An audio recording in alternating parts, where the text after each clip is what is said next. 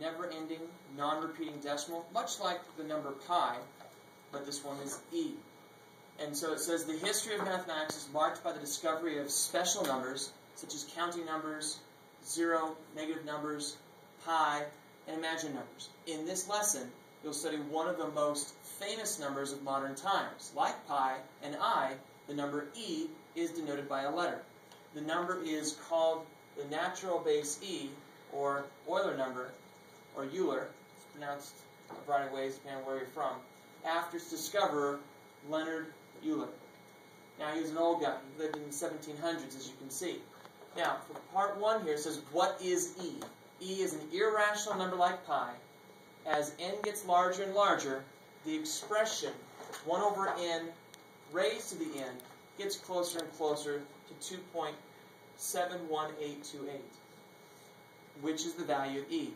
Now, see the chart below. This is what we're going to fill in today. Okay? So using your available calculator, if you don't have a calculator, then come check one out for me over here. So first things first, here is the model, and we're going to use this to model the value of e. So first thing you type into your calculator is 1 plus 1 over 1, which is 1, raised to the 1, and write down what you get. And so 1, and that's be a value of 2. Alright, so that's a good estimate, but not that great. It's only as accurate to the nearest whole number. So if we try when n is 10, using the same model that you see here on the left, we're going to now calculate 1 plus 1 over 10 raised to the 10.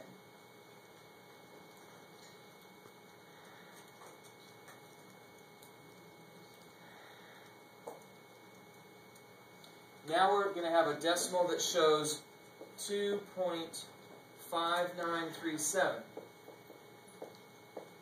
And if you compare this to the number above, you can already see it's within about 2 tenths. It's getting close. It's getting close to about 21 hundredths. Okay?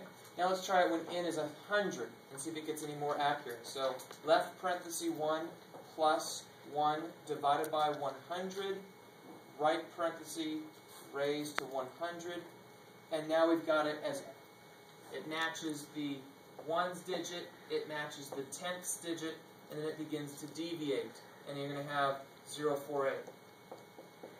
Okay? Do it now when n is 1,000. So you've got left parenthesis 1 plus 1 divided by 1,000, right parenthesis raised to 1,000. And now we've got 2.71. So now it's got 3 digits in common, and then it goes 6.9. And so now if we try this one more time when n is 10,000, we'll see how accurate our estimate is. Left parenthesis 1 plus 1 divided by 10,000.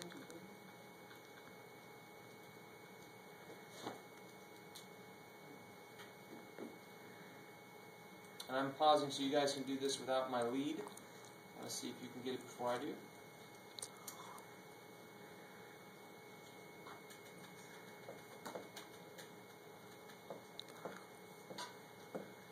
And we're looking at 2.7181. So 2.71828. So it begins to deviate in the 10,000ths place. When we had n equals 1,000, it began to deviate in the thousandths place. When we had n is 100, it began to deviate in the hundredths place. So you can see a kind of pattern as to how accurate this estimate is. When we had n is 10, it was different in the tenths place, but it was the same in the ones place. Okay? Alright.